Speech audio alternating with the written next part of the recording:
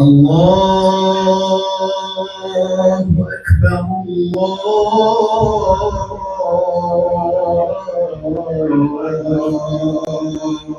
أكبر الله أكبر الله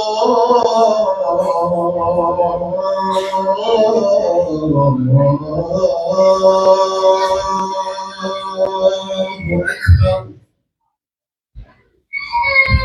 أشهد أن لا إله إلا الله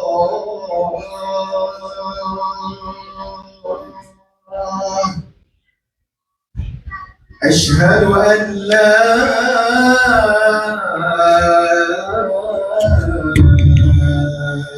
إله إلا الله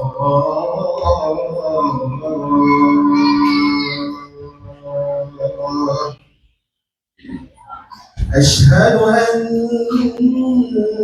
محمدًا رسول الله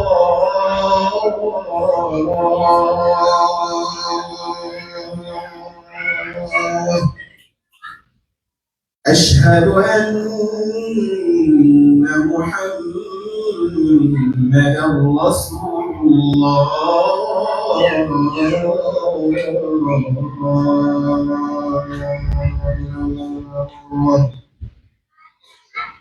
حي على الصلاة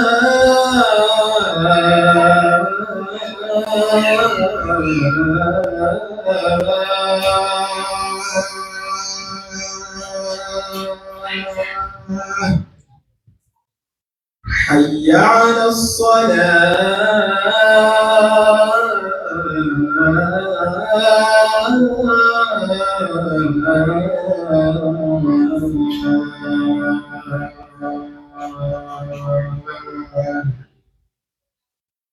حي على الفلاح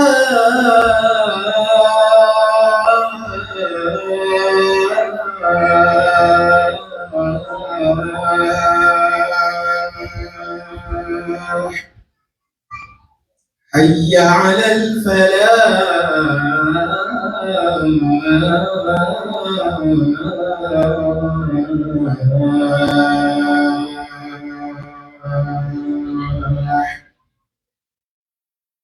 الله أكبر الله أكبر لا إله إلا الله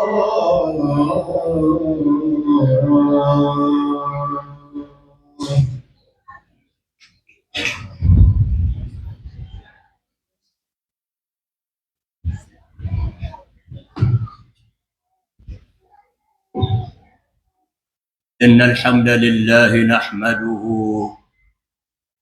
ونستعينه ونستغفره ونتوب إليه ونعوذ بالله من شرور أنفسنا ومن سيئات أعمالنا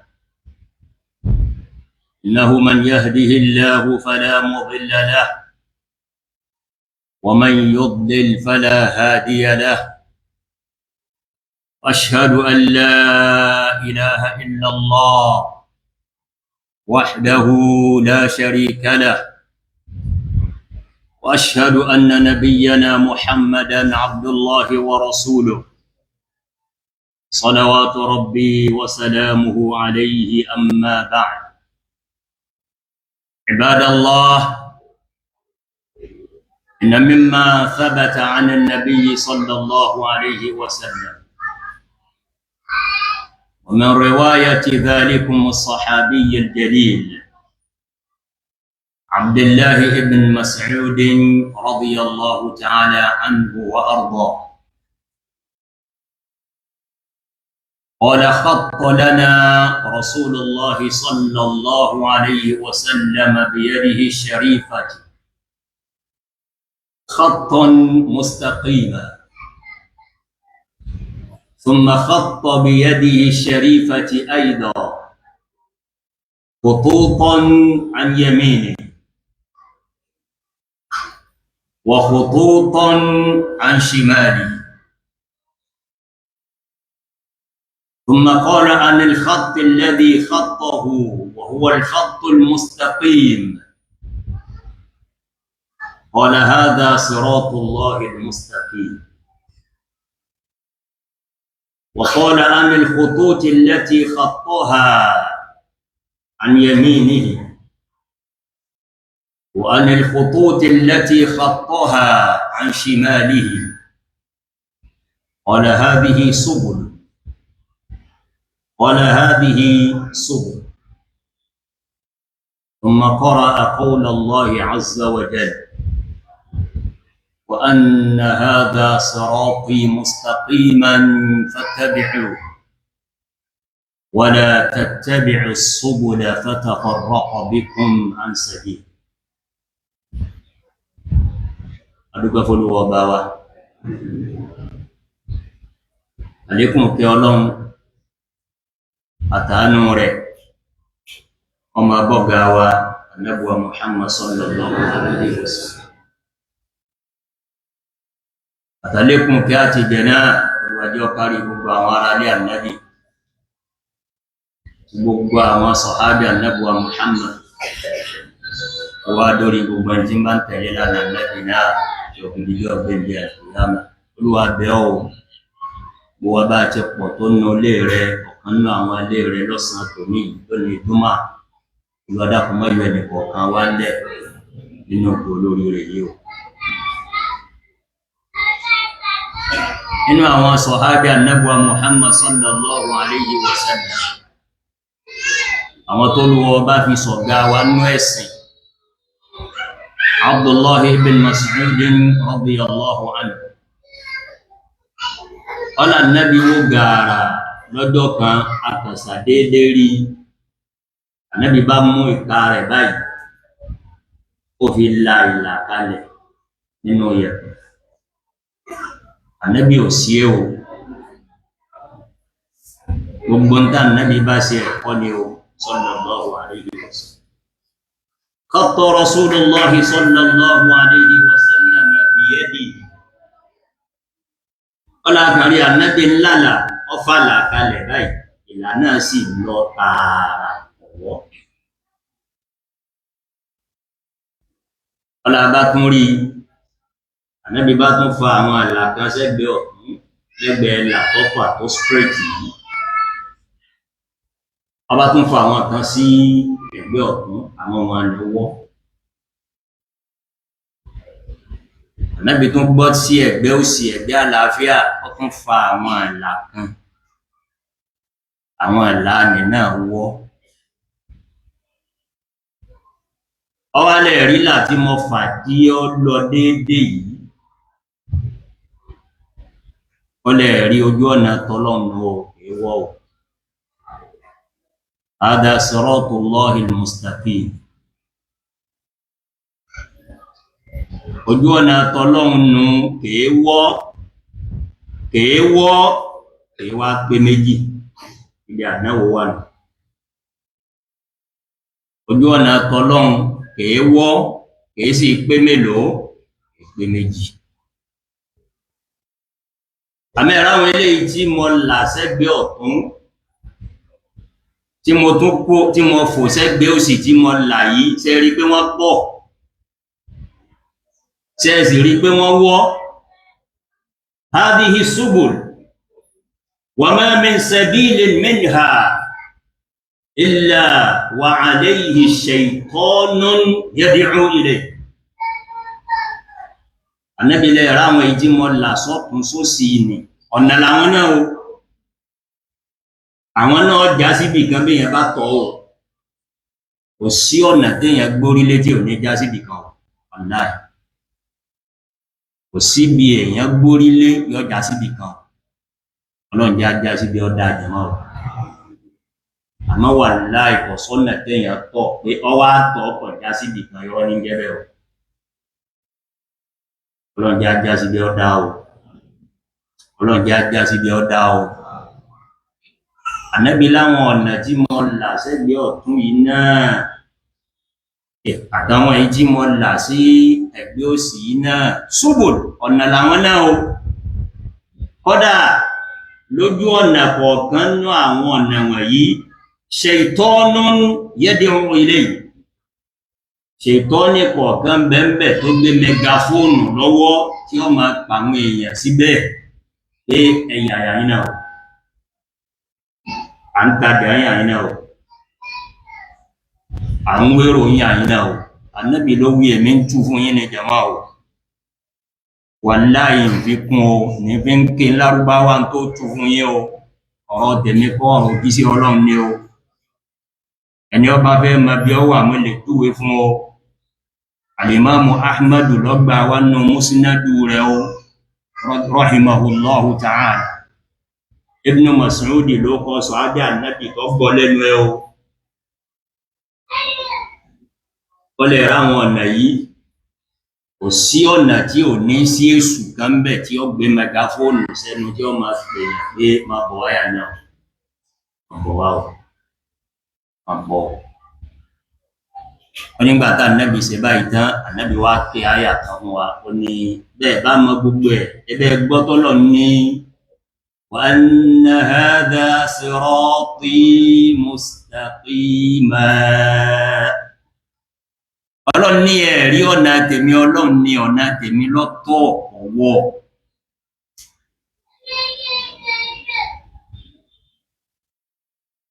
wala tattabi'u subul Olúwa láwọn ọ̀nà míì náà ń bẹ tó jọ t'Ọlọ́run ẹ má yabẹ̀ o fatafarraqa bikum an sabili bẹ́ẹ̀ bá yabẹ̀ yóò gbé yín kúrò lójú ọ̀nà tòun tó tọ́ yìí o méyìn wọn bá ti yé wa o Abdullah ibn Amr radiyallahu anhuma ọ̀gá wa ní ìtúnnú náà àwọn sọ̀hábí Ànábì sallallahu alaihi wasallam òun náà tún wí lọ́nà míì kọba ayé wa jàmá Abdullah ibn Amr ní inú ta Ànábì tún sàsọ́lẹ̀ rẹ̀ fí mi àtẹ̀yìn sallallahu alaihi wasallam ọlá Ànábì ní sẹ́rí ń tọ́lọ̀ ń fi rán mi yìí ṣé mọ̀ pé kò pé méjì wọ́n ní bẹ́ẹ̀ ni Ànábì ní yóò padà pé gba ṣé mọ̀ pé kò pé méjì ṣé mọ̀ kí mi nìkan náà lọ́lọ́run rán sí yín bẹ́yìn tí ń rí mi yìí ẹ̀yin sọ̀hábé ẹ̀yin kú oríire àmọ́ káyé ó tó parẹ́ Ànábì ní ẹni èjì ìsìláàmù kan tẹ́ ń rí yìí yóò di 73 wa sataftariqu hadhihi al-ummah إلى 73 فرقة وفي رواية إلى 73 ملة كلها في النار إلا واحدة Ànábì kìlọ̀ fáwọn sọ̀hábé kalẹ̀ pé sallallahu alaihi wasallam ìsìláàmù ẹyọ kan tí mo gbé wá yìí àwọn èèyàn padà ya oríṣiríṣi patterns àwọn èèyàn padà ya oríṣiríṣi ọ̀nà ṣubùl irú àwọn ìdá Ànábì yà sọ́tún tó yà sósì ni Ànábì ní wọ́n yà kò ní ma mẹ́wàá kò ní ma lógún kò ní ma lọ́gbọ̀n kò ní ma lógójì Ànábì ní yóò dé 73 sects 73 ways 73 patterns 73 methods gbogbo ẹ̀ náà làwọn èèyàn sì máa pè ní Islam ẹ̀rùkọ́lọ̀ máa jẹ́ àdánà gbogbo ẹ̀ náà làwọn èèyàn ó sì máa pèèyàn pé máa bù ọ̀nà àlìjẹ́nà náà àmá Ànábì òjò orújú ẹni tí ọba gbọ́ ni ọ̀gbọ́ o Ànábì ní kulluha fin nar gbogbo ẹ̀ iná ní ọjà sí o illa wahida àfẹ́yọ̀ kan tó ń mú ayò àwọn sọ̀hábé wá ní ẹjú ẹyọ kan fún ẹ tó lọ nígbàtí èèyàn bá wá mọ̀ ọ̀nà 72 ọjà síná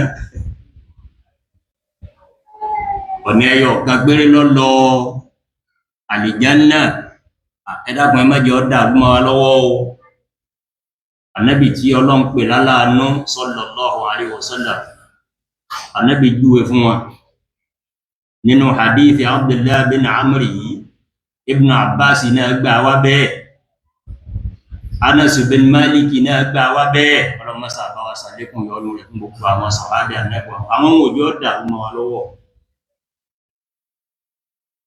Ẹgbẹ́ kí ni fọ́múlà tí è dá ọ̀nà àlìjánnà mọ̀ out of 73 ways the only way that leads to aljanna fọ́múlà kan náà. Ànábì ní ma ana alayhi al-yawma ana wa ashabi. Èyí tó bá jọ èyí tèmi àtẹ̀yìn wà ń bẹ̀ lónìí tí ń bá yín sọ̀rọ̀ fọ́múlà kan. Ẹni ọba ní míì ní ẹni bolo ti rí. Ànábì lọ́nà kan tí ó já sálì Jánnà òun ní kíni níjọ́ tí ń bá yín sọ̀rọ̀ yìí lónìí ikọ́ o.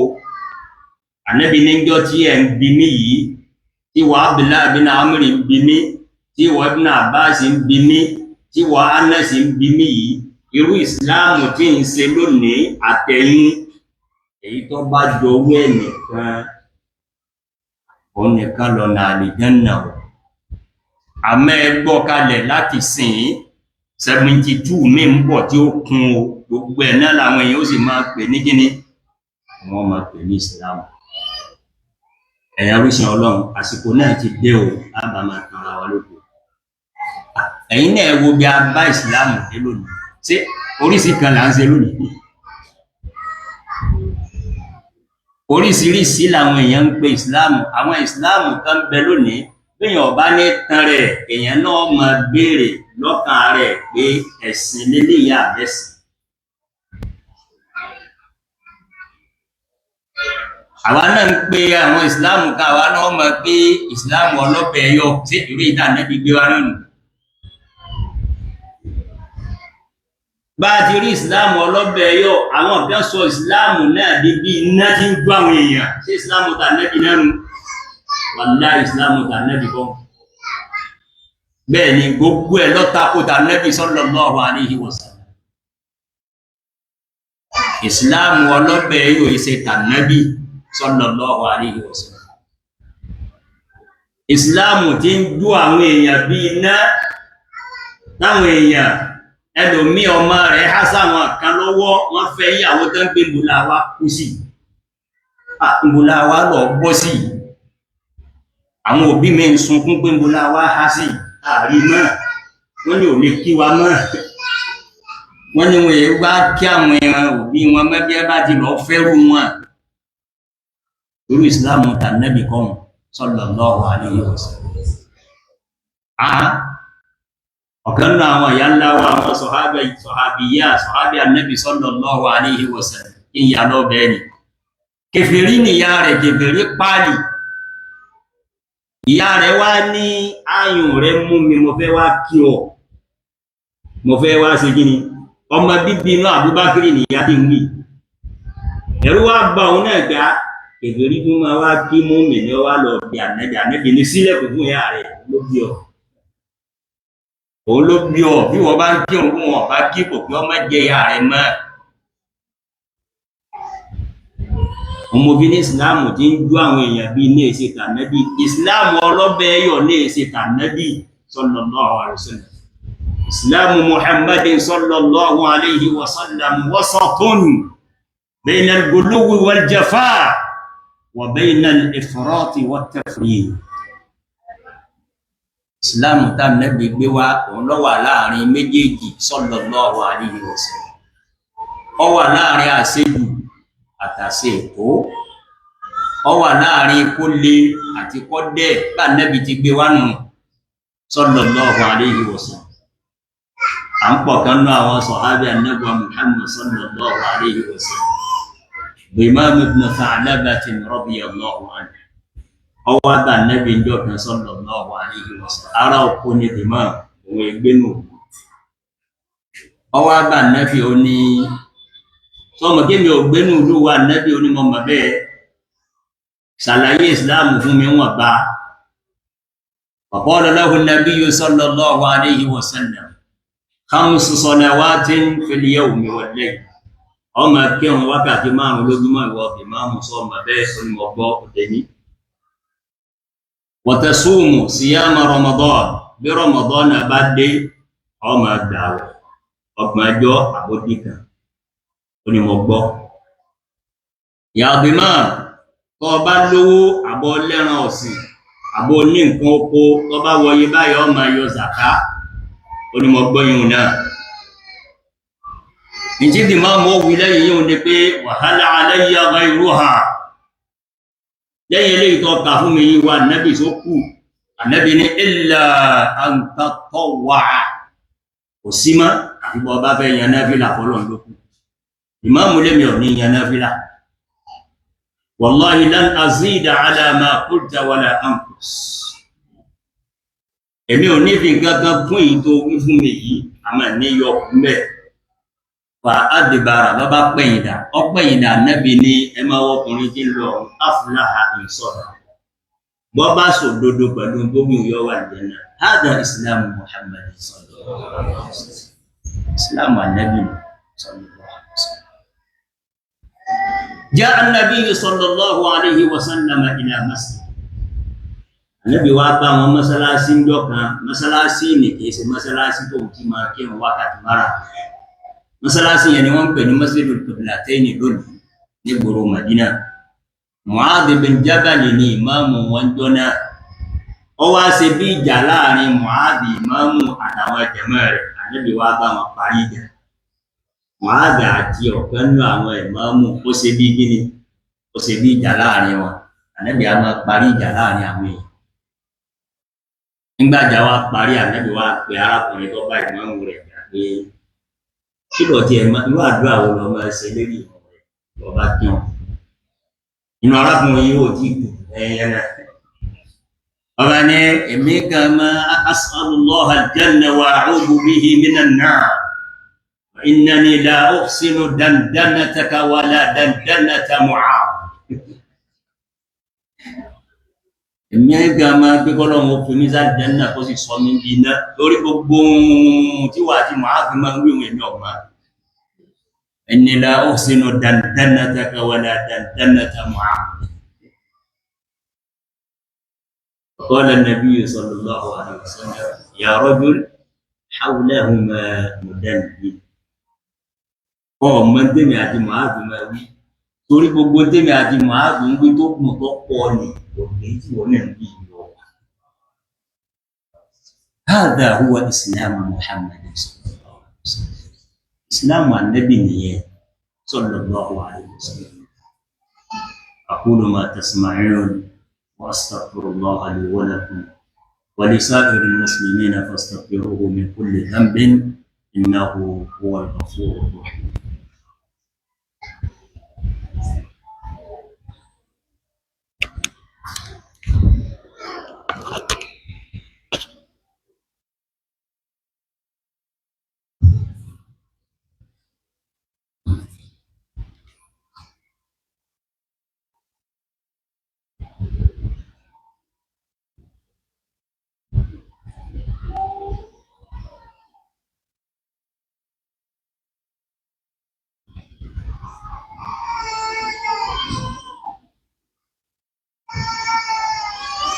الحمد لله والصلاة والسلام على رسول الله وعلى آله وصحبه ومن تبعهم بإحسان إلى يوم الدين أما بعد أدوك فلوبا وليكسي أتنطر عليكم كاتب وما بابا نبوة محمد صلى الله عليه وسلم وبابا وعلى ليره àwọn sọ̀hádà nẹ́bùwà Muhammad sallallahu alayhi wa sallam ọgbẹ̀n tí bá ń tẹ̀lé lánà wọn tó bí dìjọ alkiyama wà masáàkàwà náà kọmọ wọn o Allahumma amin ẹ̀yàn orísìn ọlọ́run lórí ọ̀rọ̀ tí a ń bára wá sọ nípa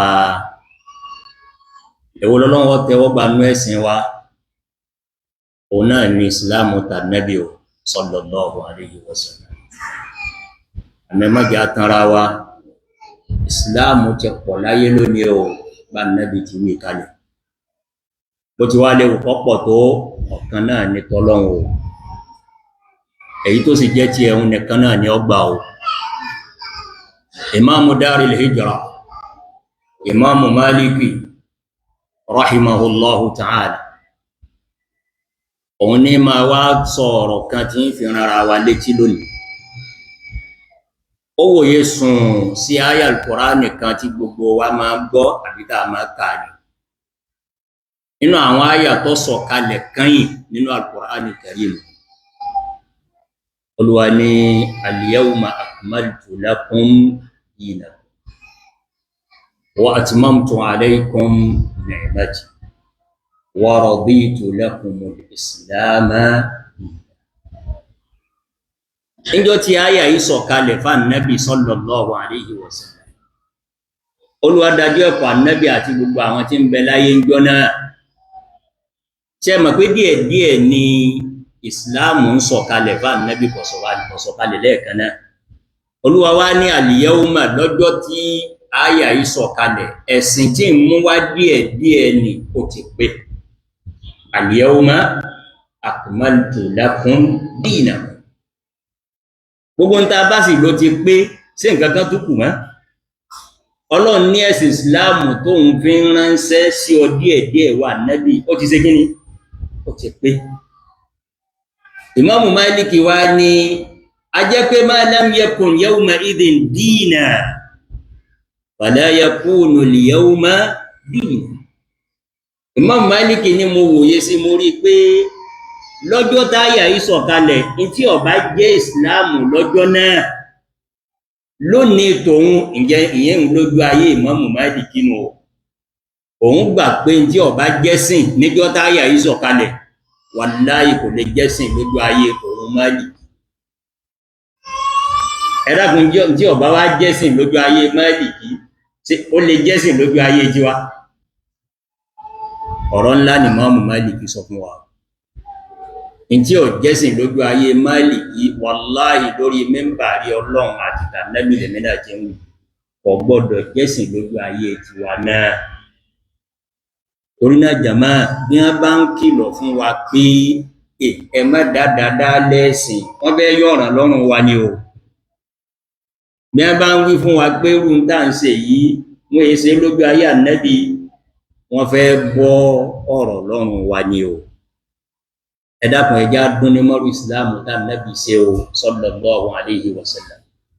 Òun náà là Ànábì ní gbogbo ọ̀nà 72 pátá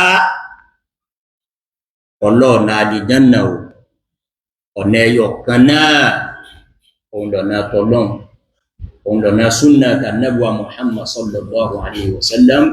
Ọlọ́mọsà sí ń rọrùn fún mi àtẹ̀yìn náà láti kọ́ o. Wa hadha al-masjid, ẹ̀rí masalasi tá a wà nù rẹ̀, huwa masjidu islami Muhammadin sallallahu alayhi wa sallam. Masalasi Ìsìláàmù Ànábì ni ẹni tí ó bá mọ̀, masjidu islami Muhammadin sallallahu alayhi wa sallam. Masalasi yìí, masalasi Ìsìláàmù Ànábì ni o. Gbogbo ń tá máa rí ń bẹ, gbogbo ń tá máa gbọ́ ń bẹ, gbogbo ń tá máa ṣe ń bẹ, irú Ìsìláàmù bí Ànábì ti ṣe sallallahu alayhi wa sallam, pẹ̀lú ògbó Ọlọ́run òun lẹ́ máa rí ń bẹ. Ọlọ́run ó sì jẹ́ ọ̀rọ̀ ọ̀run bẹ́ẹ̀. Ẹ dákun ẹ sàmí. Gbogbo ọjọ́ sórí ire ni, kò sí nítorí nǹkan kan. Ọ̀nà kan ni tó lọ àlìjánnà ní gbogbo ọjọ́ tọ́. Ọlọ́run mọ́sà sí wa lọ́mọ àlìjánnà. Torí náà ẹ dákun, bẹ́ẹ̀ bá ti ń gbọ́ tí ẹnìkan bá ń pé mọ́sálásí àwọn ṣòkòtò tófétófé ni, àbí mọ́sálásí àwọn jàmáà kan ní, ẹgbẹ́ kò rí bẹ́ẹ̀ o. Mọ́sálásí gbogbo mùsùlùmí ni o. Mọ́sálásí gbogbo tani, gbogbo mùsùlùmí ló ní o. Wàláhì, ẹni ọkọ̀ mọ́sálásí yìí ọ̀pọ̀ fún jàmáà kankan o. Ìwà kọ́ mọ́sá àbáwá san lẹ́sìn dáadáa, ó gbà lẹ́sìn fún ọ̀sàlékún orí rẹ̀, ó wá jẹ́ kí orí rẹ̀ ọ̀pọ̀ nínú ìlú yìí àti gbogbo ayé. Ó gbé mọ́sálásí kalẹ̀ lil muslimina aamatan, fún gbogbo mùsùlùmí, kò sí fún jàmáà kan.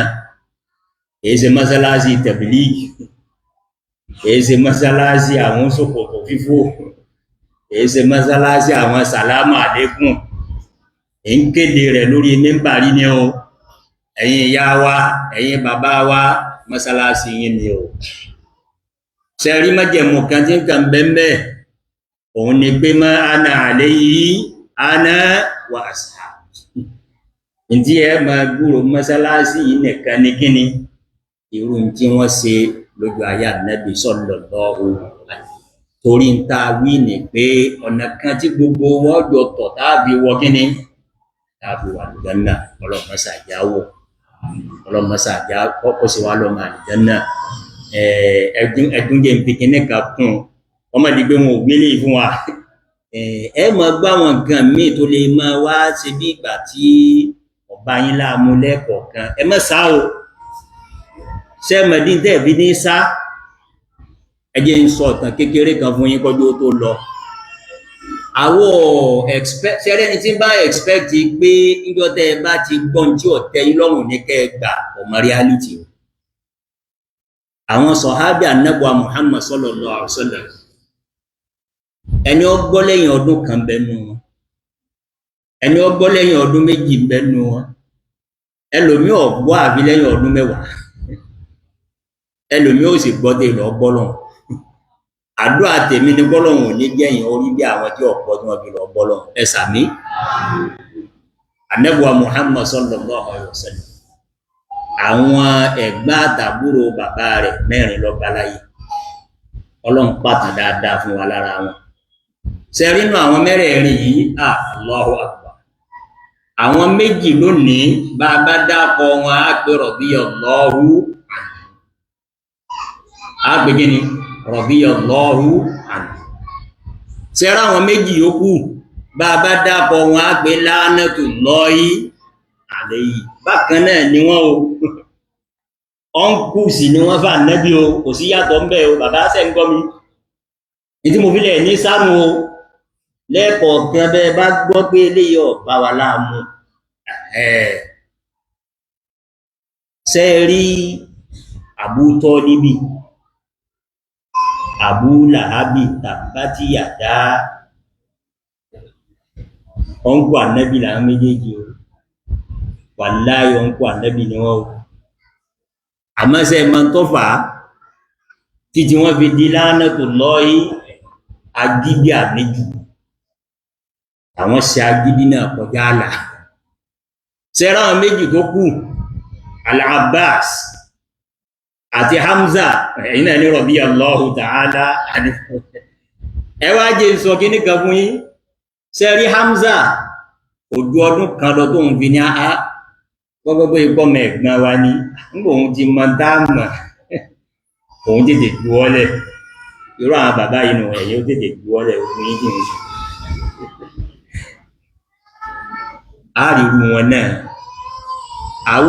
àwọ̀ ẹni tí ọmọ reality ní ọ̀pọ̀lọpọ̀ àwọn tí ó múra kankan nítorí pé bóun bá ti ṣe wáàsí fún yàn ẹ béèrè yóò lòun náà tó ṣe súnà ẹlòmíì náà ọlọ́run mọ iye ọdún tó ṣe ń bi bídí àbò tó ṣe súnà tó wá múra kankan bí ìgbà tó yẹ bóun bá ti wí kẹ́sì máa gbà kò rí bẹ́ẹ̀ abẹ́lọ́run kọ́lọ̀ mọ́jọ pẹ́kẹ́ fi gbàdé sẹ́mọ̀ kejì Hamza mo yùn tí ń bá sọ fún yín pé Al-Abbas ò tètè gbáńgọ́ tí ń bá sọ fún yín pé Al-Abbas tẹ̀ láwọn tí ó fẹ́ pa Ànábì lógun Bádírù nǹkan wọn jọ lọ yìí àmọ́ lónìí ń kọ́ bàbá dàpọ̀ Al-Abbas kí láwì radiyallahu anhu lẹ́yìn ogun Bádàrí Al-Abbas tó gbà àmọ́ gbọ́ Ọlọ́run ní Abbas ló ń kọ́ ọ̀padà sí kíni ọ̀padà gbà á rí inú ẹ̀yìn bàbá yìí náà jọ padà rí bí Abbas ẹ̀sàmí àmẹ́rí tàwọn tó burú jù Abu Tọ́líbì Ànábì ṣe débi pé ń pọ̀ ká kó Ànábì lọ dúró lẹ́gbẹ̀ẹ́ rẹ̀ pé bàbá kọ́dà bẹ́ẹ̀ bá lè kírun tẹ́ lè gbààwẹ̀ mọ́ ẹ sá pé ashhadu an la ilaha èyí ń tó kí n fi gbìjà yín lọ́dọ̀ Ọlọ́run wọn láàbò tọ́ níbi fẹ́ wí ashhadu àwọn Abu Jahli ní mo ẹ̀mọ́ bàǹkẹ́jẹ́ o ẹ̀yìn náà là ń wo àwọn bàbá kan náà nírò àwọn èṣù báwọn lẹ́gbẹ̀ẹ́ àwọn ọmọ wọn ti ṣe wáàsí fún wọn ti fẹ́ gbà yọ́wàdà ọmọ bíbí inú rẹ̀ ẹ̀yin bàbá tẹ́ bá nírú wọn bẹ́ẹ̀ Ọlọ́run ó ṣàánú yín o Ọlọ́run ó ṣàánú yín o àdúrà mi ní kọ́lọ́run ó jẹ́ ẹjọ́ Al-Abbas, ọlọ́run ó jẹ́ ẹjọ́ Hamza, ọlọ́run ò ní jẹ́ ẹjọ́ Abu Lahabi, ọlọ́run ò ní jẹ́ ẹjọ́ Abu Tọ́líbì. Orí náà kò ti mọ náà nù. Mọ́sálásí wa yìí kí ni mo pè é? Mọ́sálásí ìsìláàmù tani? Ìsìláàmù Ànábì Muhammad sallallahu alaihi wasallam. Ọlọ́mọsá àti ìgbà ọlọ́mọdéyìn Ànábì tààrà. Allahumma ansur man nasara hadha ad-din. واخذل اللهم من خذل الإسلام والمسلمين. اللهم أعز الإسلام وأهله في كل مكان، وأذل الكفر والكافرين في كل مكان. اللهم انصرنا وانصر الداعين إلى كتابك وسنة نبيك في كل مكان. اللهم انصرهم على أعدائهم في كل مكان، إنك على نصرهم لقدير. اللهم آمنا في ديارنا وفي أوطاننا. اللهم من علينا في هذه الديار وفي سائر بلاد المسلمين بالأمن والاستقرار، إنك على كل شيء قدير. اللهم اشف مرضانا ومرضى المسلمين، واغفر لموتانا وموتى المسلمين الذين شهدوا لك بالوحدانية ولنبيك بالرسالة وماتوا على ذلك. وصل اللهم وسلم وبارك على نبينا محمد وآله وصحبه أجمعين.